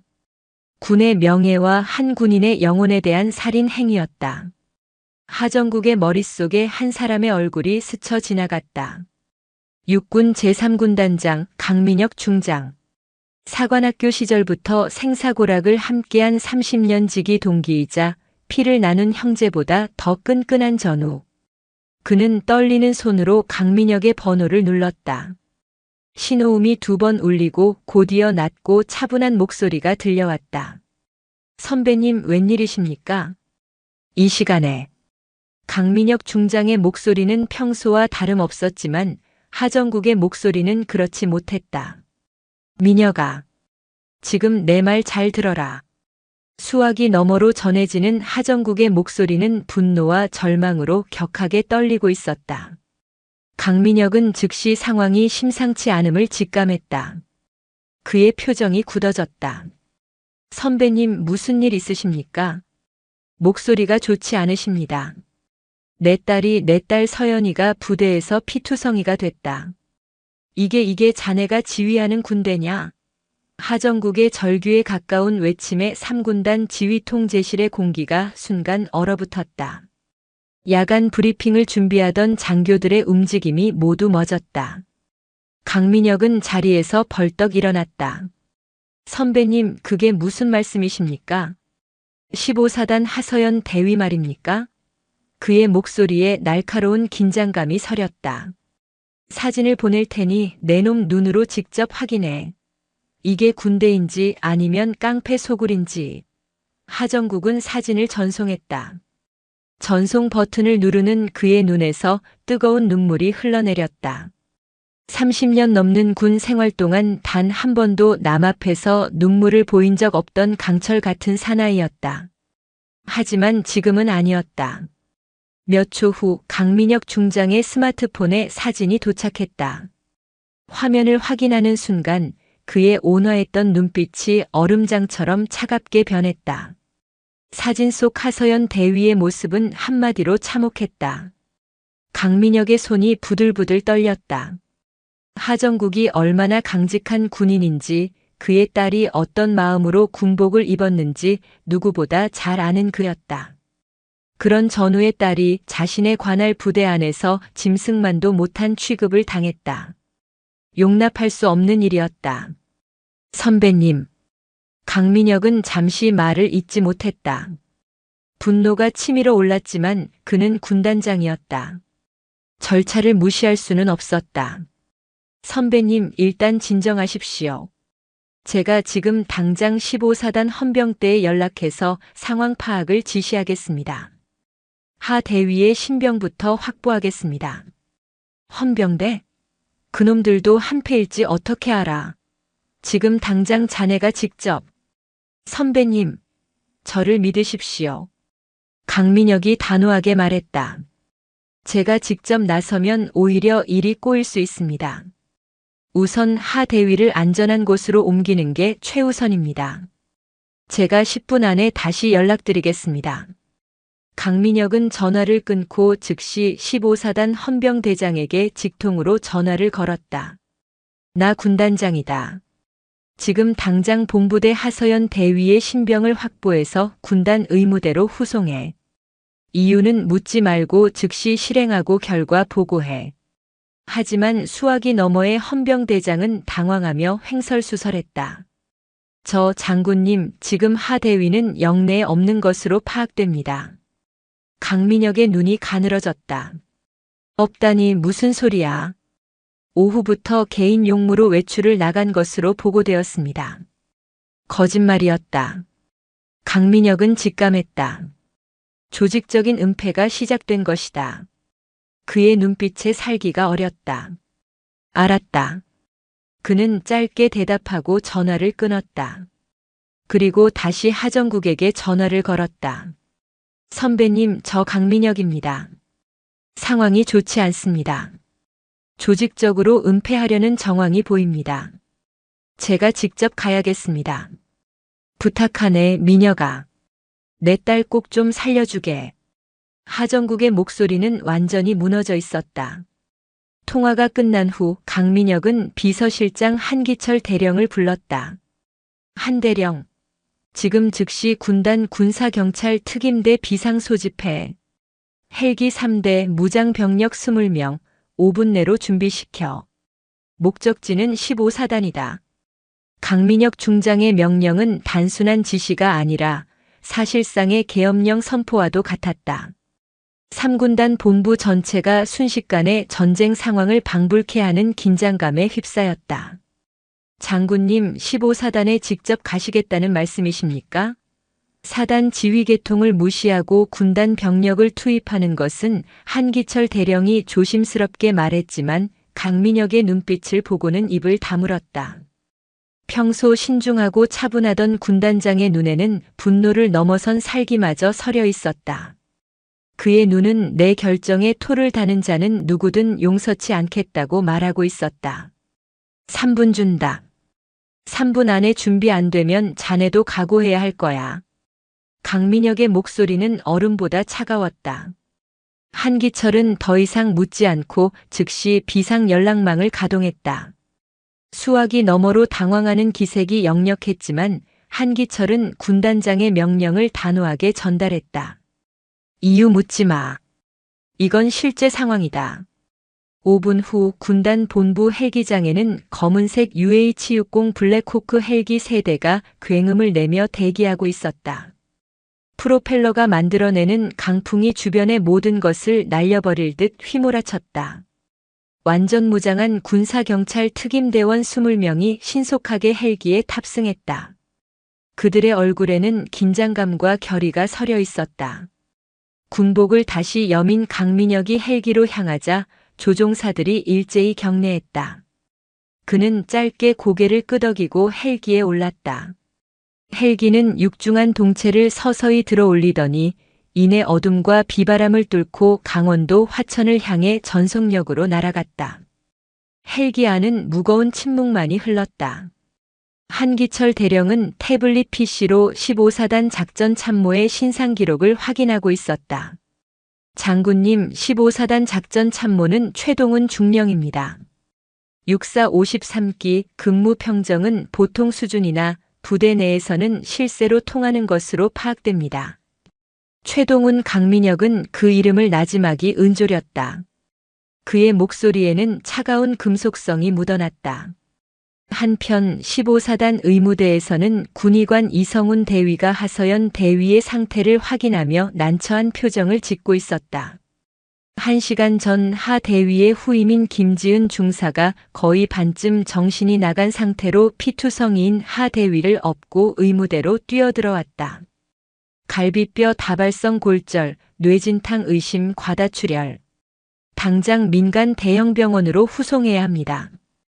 김지은 중사가 울먹이며 애원했다. 군의관님, 제발 대위님 좀 살려주십시오. 제가 신고하겠습니다. 이런 악천 후에 헬기는 뜰 수 없습니다. 구급차를 부르려 해도 상부의 보고 없이는 부대 밖으로 나갈 수가 없습니다. 이성훈 대위의 말이 끝나기도 전에 밖에서 지축을 흔드는 굉음이 들려왔다. 그것은 분명 헬기 소리였다.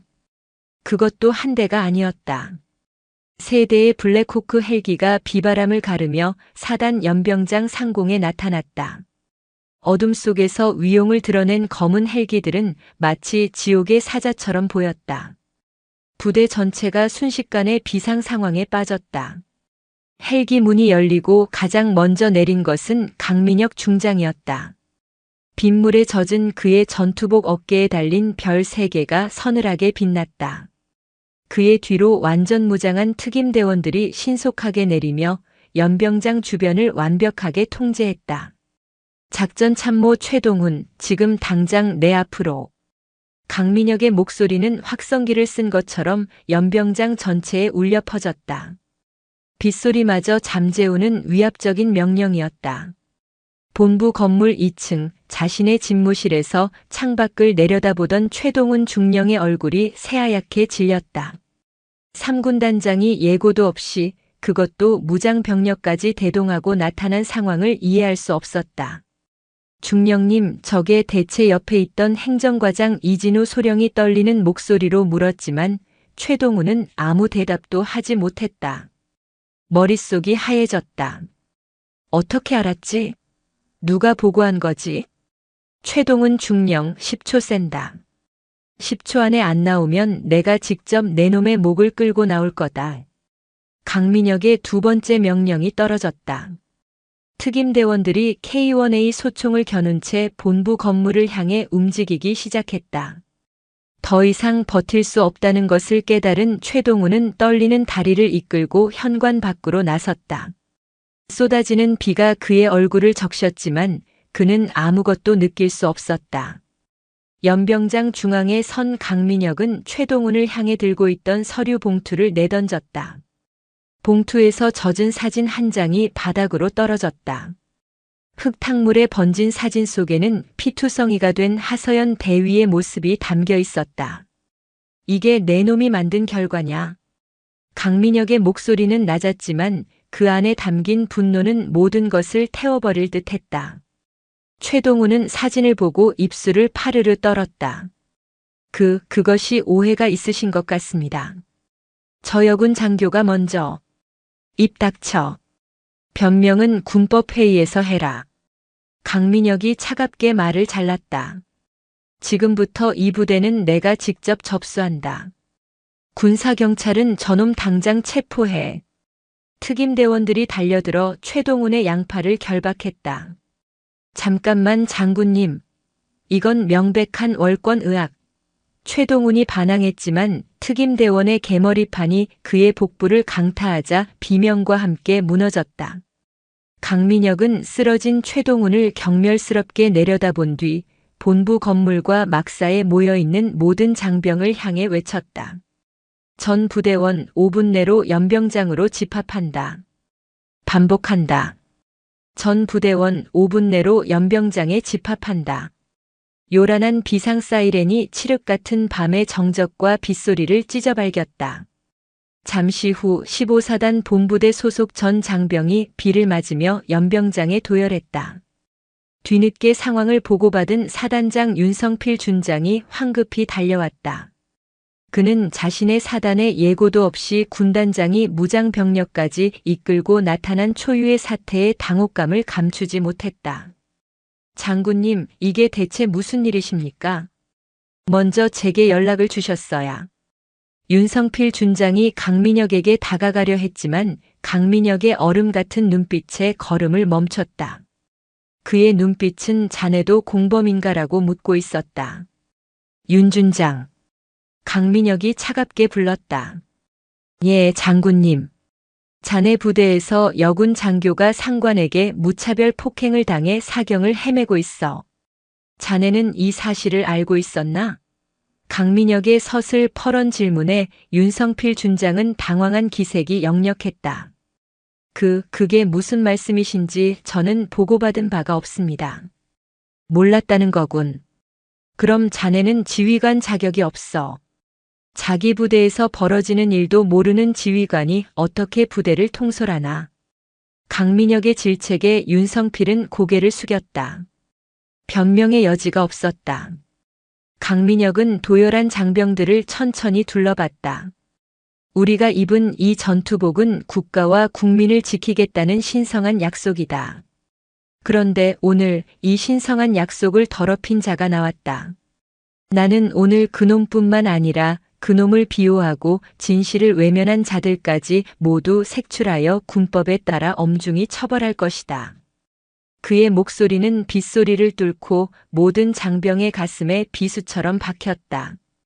하서연 대위에게 폭행이 가해진 시각, 작전 참모실 주변에 있었던 인원, 전원 앞으로 나와 잠시 침묵이 흘렀다. 장교들은 서로의 눈치만 살피며 누구 하나 선뜻 나서지 못했다. 그때 대열 속에서 한 명의 부사관이 떨리는 손을 들었다. 김지은 중사였다. 그녀는 대열에서 나와 강민혁 앞에 섰다. 눈에는 눈물과 빗물이 뒤섞여 흘러내리고 있었다. 말해봐. 무슨 일이 있었는지. 제가 들었습니다. 김지은 중사는 울먹이며 입을 열었다. 하 대위님께서 최동훈 중령님 집무실에 들어가신 뒤 안에서 비명소리와 무언가 부서지는 소리가 들렸습니다. 무서워서 아무것도 하지 못했습니다. 죄송합니다. 그녀의 고백에 연병장이 술렁였다. 또 본 사람이 있나? 강민혁의 시선이 작전과장과 행정과장에게 향했다. 두 사람은 시선을 피하며 고개를 숙였다. 강민혁은 한기철 대령에게 지시했다. 한 대령, 지금 즉시 군단 감찰실과 헌병대를 동원해 15사단 본부의 모든 서류와 통신기록, CCTV 영상을 압수해. 그리고 저 두 사람을 포함해서 작전 참모실 관련자 전원, 한 명도 빠짐없이 격리 신문하도록. 본부 건물은 순식간에 군단 합동조사본부로 변했다. 가장 먼저 소환된 것은 군수과장 박성준 소령과 행정과장 이진우 소령이었다. 두 사람은 최동훈 중령의 최측근으로 부대 내 비리의 핵심 인물로 지목되고 있었다. 강민혁은 직접 신문을 시작하지 않았다. 대신 함께 온 군단 헌병대 수사과장에게 모든 권한을 위임했다. 그는 지휘통제실에서 CCTV를 통해 모든 과정을 지켜봤다. 박소령, 자네 부서에서 지난 3년간 사라진 유류가 얼마인지 알고 있나? 수사과장의 날카로운 질문에 박성준 소령은 땀을 뻘뻘 흘리며 입을 열지 못했다. 대답 못하는 걸 보니 알고 있었군. 아니면 공범이거나. 결국 그는 최동훈 중령의 지시로 유류를 빼돌려 불법으로 판매했으며 그 장부를 하서연 대위가 발견하자 최 중령이 폭행을 저질렀다고 실토했다. 이진우 소령 역시 폭행 사실을 목격했지만 보복이 두려워 침묵했다고 자백했다. 조사는 밤새도록 이어졌다. 최동훈 중령의 개인 계좌에서 출처가 불분명한 거액의 자금이 발견되었고 그와 연루된 다른 간부들의 이름이 줄줄이 나왔다. 비리는 단순히 군수품 횡령에 그치지 않았다. 진급 청탁, 인사비리, 심지어는 부대 인근 유흥업소와의 유착 관계까지 파면 팔수록 부패의 악취가 진동했다. 새벽이 밝아올 무렵 한기철 대령이 밤새 정리한 중간 보고서를 들고 강민혁에게 보고했다. 장군님, 현재까지 확인된 횡령액만 1억 2천만 원이 넘습니다. 연루된 간부는 최동훈 중령을 포함하여 최소 6명입니다. 하서연 대위가 작성해둔 보고서와 정확히 일치합니다.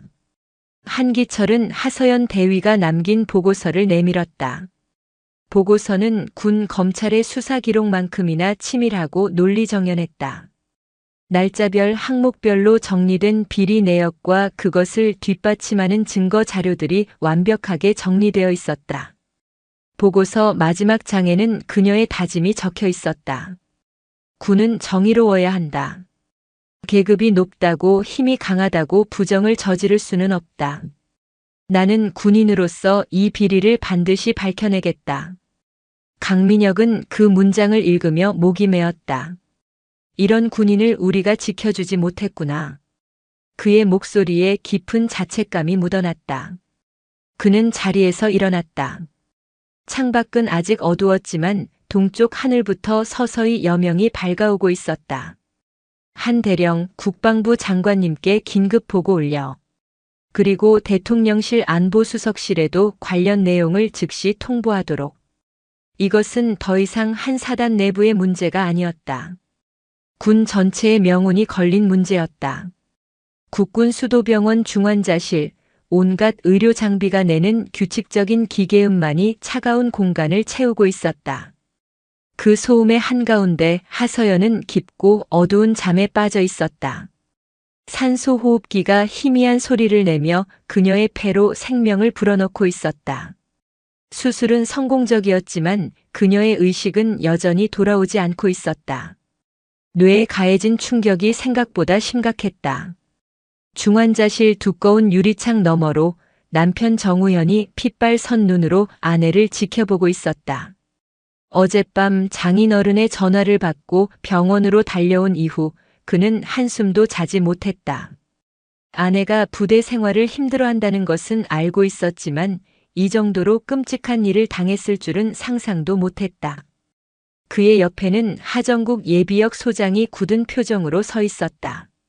그는 딸의 모습을 차마 정면으로 바라보지 못하고 그저 주먹만 말아 쥐고 있었다. 시간이 흐를수록 그의 어깨는 무너져 내리는 듯 했다. 그때 복도 저편에서 강민혁 중장이 다가왔다. 밤샘 조사로 퀭한 얼굴이었지만 그의 걸음걸이는 조금의 흐트러짐도 없었다. 선배님. 강민혁이 다가와 하정국의 어깨를 잡았다. 미녀가 수술은 잘 됐다고 들었다. 예, 최고의 의료진이 집도했습니다.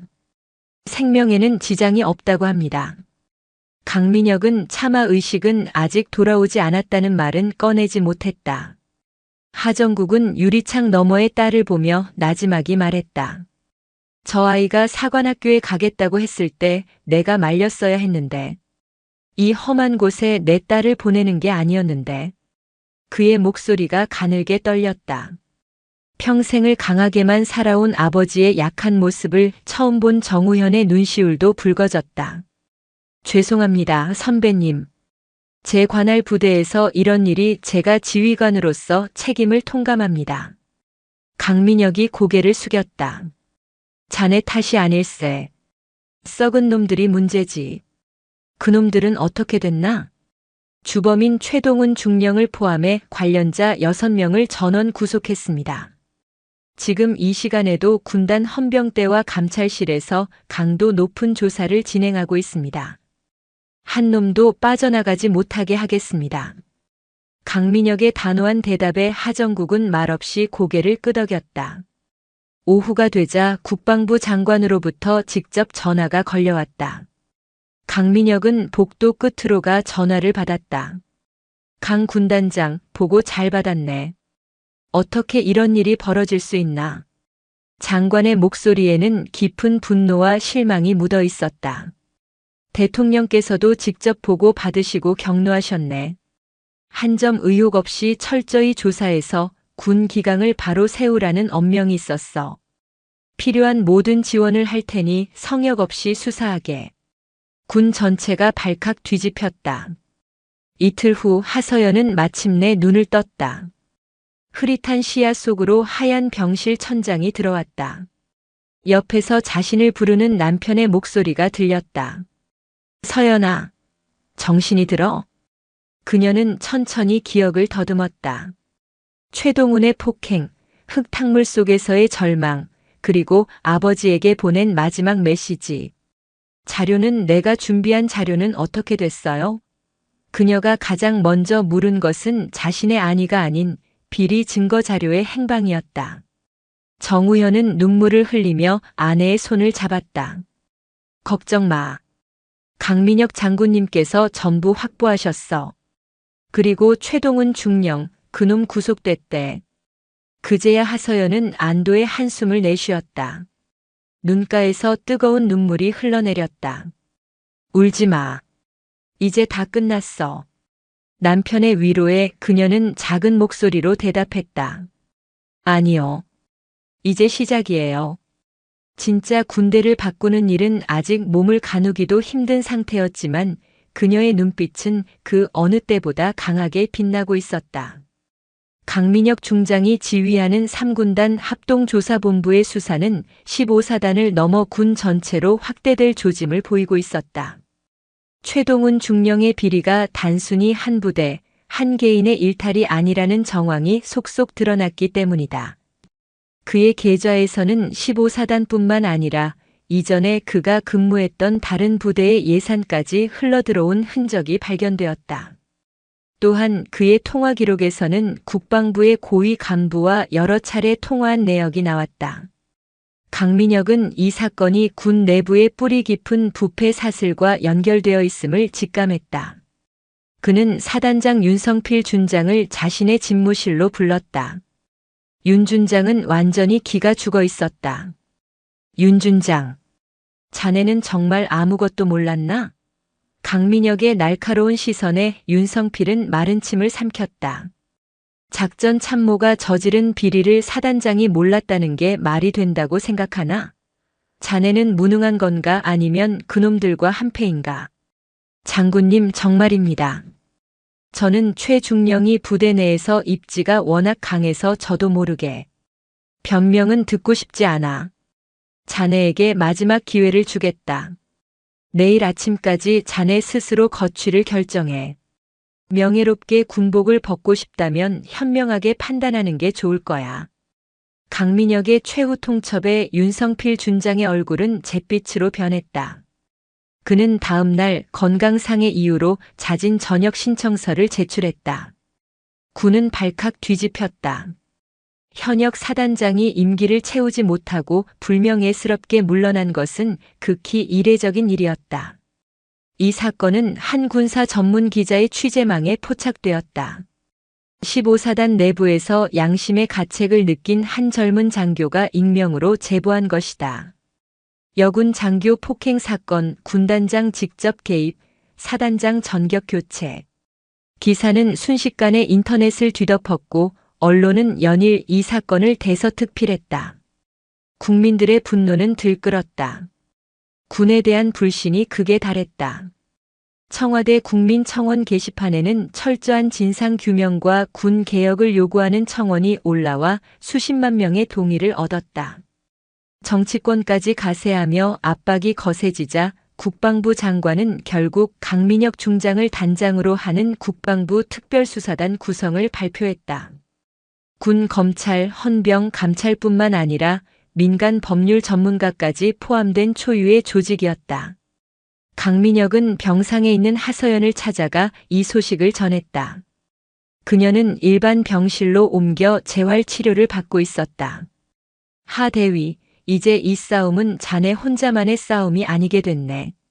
군 전체의 명운이 걸린 싸움이 됐어. 그녀는 창밖을 바라보며 떨리는 목소리로 물었다. 장군님, 정말 군대를 바꿀 수 있을까요? 이 거대한 조직을. 강민혁은 침대에 누워있는 그녀를 내려다보며 단호하게 대답했다. 하 대위가 시작한 일이야. 내가 끝을 맺겠다. 자네 같은 군인이 더 이상 피 흘리지 않도록 이 썩어 빠진 군대를 반드시 바꿔놓겠다. 그의 약속에 하서연은 조용히 눈물을 흘렸다. 그것은 고통과 슬픔의 눈물이 아니었다. 희망과 감사의 눈물이었다. 그녀는 자신의 작은 외침이 거대한 변화의 시작이 되었음을 깨달았다. 이제 싸움은 그녀 개인의 복수가 아니라 군 전체의 명예를 되찾기 위한 거대한 전쟁이 되어 있었다. 국방부 특별수사단의 칼날은 무서운 속도로 군 내부의 부패를 도려내기 시작했다. 강민혁 중장은 수사에 그 어떤 성역도 두지 않았다. 그는 최동훈의 배후로 지목된 국방부 군수관리관 이철규 소장을 전격 소환 조사했다. 현역 장성이 비리 혐의로 수사단에 소환된 것은 군 창설 이래 처음 있는 일이었다. 이 소장은 강민혁의 육사 선배이자 군 내 실세 중 한 명이었다. 그는 강민혁에게 개인적으로 전화를 걸어 후배님, 선을 넘지 않는 게 좋을 거야. 라며 회유와 협박을 서슴지 않았다.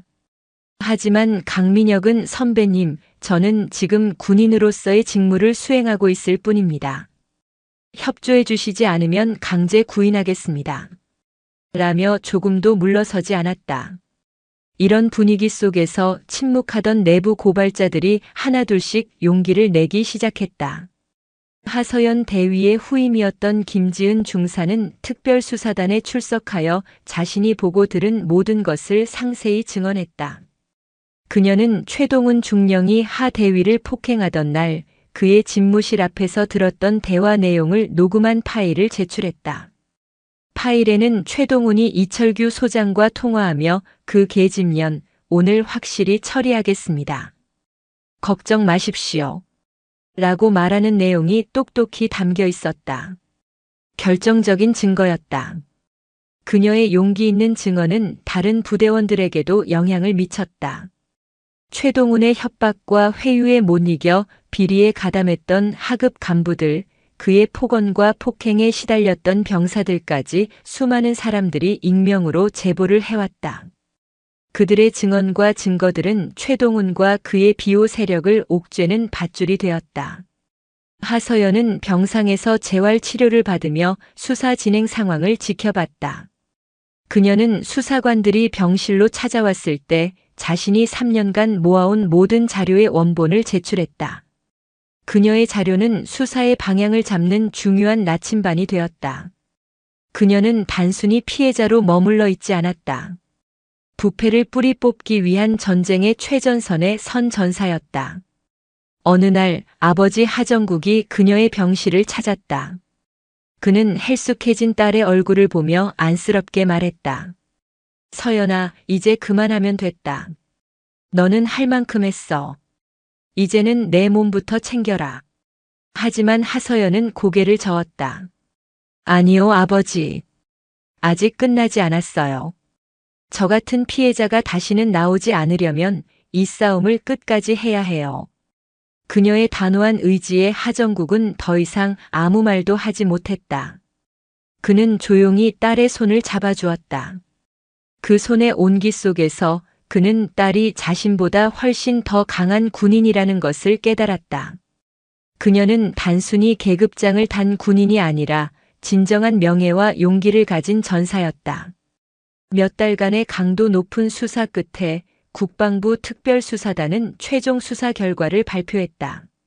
최동훈을 포함한 15명의 전현직 군 간부들이 구속 기소되었고 수십 명의 관련자들이 징계 처분을 받았다.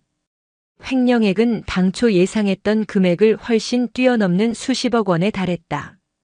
군납 비리, 인사청탁, 성추행 은폐 등 그들의 범죄 혐의는 끝이 없었다. 대한민국 군 역사상 최악의 비리 스캔들이었다. 하서연은 퇴원 후 군사재판의 증인으로 출석했다. 아직 완벽히 회복되지 않은 몸이었지만 그녀는 군복을 다시 입고 증인석에 섰다. 그녀의 모습은 이전보다 수척해졌지만 눈빛만은 형형하게 빛나고 있었다. 그녀는 피고인석에 앉아있는 최동훈을 똑바로 바라보았다. 그의 변호인은 하서연을 정신적으로 불안정하고 상관에게 반항적인 부하로 몰아가려 했다. 증인은 평소 최동훈 피고인에게 개인적인 불만을 품고 있었던 것 아닙니까? 하서연은 조금의 흔들림도 없이 담담하게 대답했다.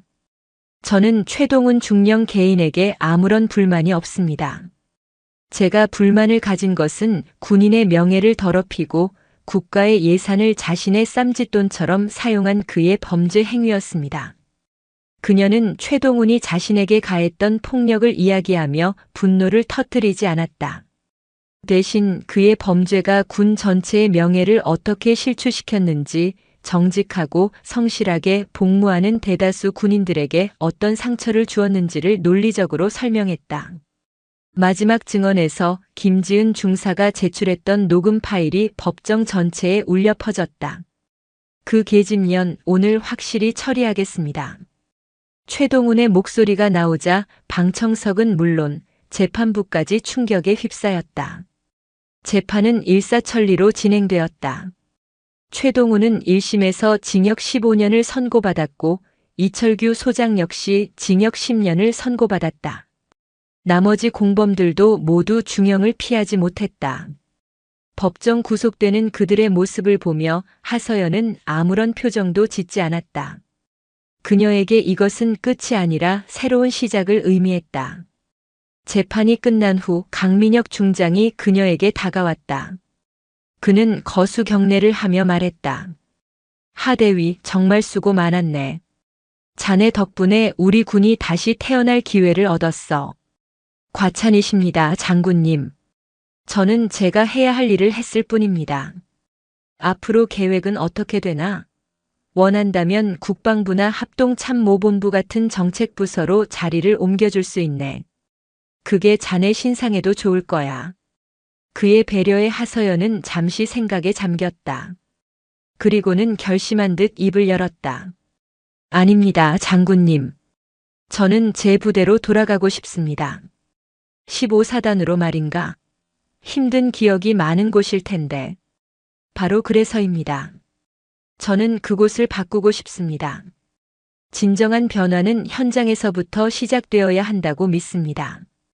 그녀의 대답에 강민혁은 감동한 표정을 지었다. 그는 하서연의 어깨를 두드리며 말했다. 자네는 정말 대단한 군인이군. 알겠네.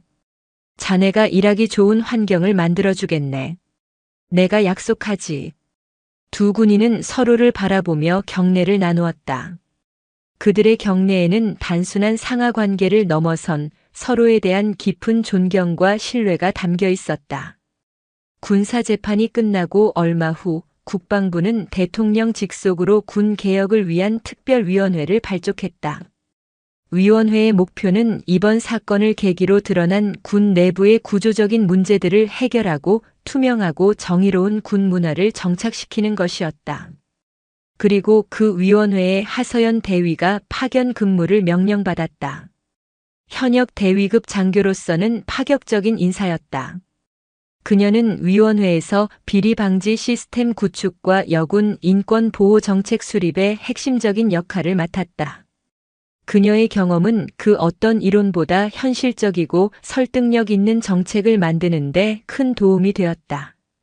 그녀는 밤낮을 가리지 않고 일에 매달렸다. 다시는 자신과 같은 피해자가 나오지 않기를 바라는 마음, 썩어빠진 군 문화를 뿌리부터 바꾸고 싶다는 열망이 그녀를 움직였다. 물론 과정은 순탄치 않았다. 위원회 내부에서도 변화에 저항하는 보수적인 장성들의 반발이 거셌다. 그들은 하서연을 군의 명예를 실추시킨 문제야 취급하며 그녀의 의견을 사사건건 무시하려 했다. 한 회의에서는 원로 장성이 하 대위, 당신의 과도한 행동이 군 전체에 얼마나 큰 혼란을 줬는지 알고나 있나? 라며 공개적으로 면박을 주기도 했다. 하지만 하서연은 물러서지 않았다. 그녀는 장군님, 군에 혼란을 준 것은 제 행동이 아니라 군복 뒤에 숨어 온갖 비리를 저지른 범죄자들입니다. 진정한 명예는 잘못을 덮는 것이 아니라 드러내고 바로잡는 데에서 나온다고 믿습니다. 라고 당당히 맞섰다. 그녀의 논리정연하고 소신 있는 태도에 처음에는 그녀를 의심의 눈초리로 보던 다른 위원들도 점차 그녀의 편이 되어주었다. 그녀의 노력은 헛되지 않았다. 군 내부 고발자 보호 시스템이 획기적으로 강화되었고 주요 보직에 대한 감찰 기능이 대폭 확대되었다. 또한 여군 대상 성폭력 및 인권 침해를 전담하는 기구가 신설되었다. 1년간의 파견 근무를 마친 하서연은 소령으로 특별 진급했다. 그녀는 자신의 희망대로 15사단으로 다시 복귀했다. 그녀가 떠났을 때와는 많은 것이 달라져 있었다. 새로운 사단장은 부대원들과의 소통을 중요시하는 인물이었고 부대 내에는 부조리를 근절하려는 분위기가 형성되어 있었다. 물론 그곳에는 여전히 그녀에게 상처를 줬던 기억의 흔적들이 남아 있었다. 하지만 그녀는 더 이상 두려워하지 않았다. 오히려 그 상처들을 마주하며 자신이 이곳에 돌아온 이유를 되새겼다. 그녀는 이제 한 명의 피해자가 아니라 변화를 이끄는 리더였다. 그녀를 따르는 후배들이 생겨났고 그녀를 지지하는 동료들이 곁에 있었다. 그녀가 복귀한 날 상사로 진급한 김지은이 그녀를 찾아왔다. 소령님 돌아오신 것을 환영합니다. 오랜만이군, 김 상사. 그동안 잘 지냈나? 소령님 덕분에 부대가 정말 많이 바뀌었습니다. 이제는 부당한 일을 당해도 이야기할 수 있는 곳이 생겼습니다. 김지은 상사의 말에 하서연은 희미하게 미소 지었다. 아직 갈 길은 멀었지만 그녀는 자신이 혼자가 아니라는 사실에 큰 위안을 얻었다. 몇 년의 시간이 흘렀다. 하서연 소령은 15사단의 보병 대대장으로 근무하고 있었다. 그녀는 부대원들에게 존경받는 지휘관이 되어 있었다. 그녀는 단순히 명령하고 통제하는 지휘관이 아니었다. 병사 한 명 한 명의 목소리에 귀 기울이고 그들의 어려움을 해결해 주기 위해 노력했다. 그녀의 지휘 아래 대대는 사단 최우수 부대로 여러 차례 선정되었다. 어느 맑은 가을날 그녀는 대대원들과 함께 전술 훈련을 하고 있었다. 땀과 흙먼지로 범벅이 된 젊은 병사들의 얼굴에는 힘든 기색이 역력했지만 그들의 눈빛은 살아있었다. 하서연은 그 모습을 보며 과거의 자신을 떠올렸다. 군인의 명예를 지키기 위해 홀로 싸워야 했던 그날의 자신을. 그때 통신병이 다가와 무전기를 건넸다. 대대장님, 합참의장님께서 찾으십니다. 수화기 너머로 익숙한 목소리가 들려왔다. 대장으로 진급하여 대한민국군 서열 1위인 합동참모의장이 된 강민혁이었다. 하중령, 잘 지내나? 어느새 그녀도 중령 계급장을 달고 있었다. 충성, 의장님 잘 지내고 있습니다.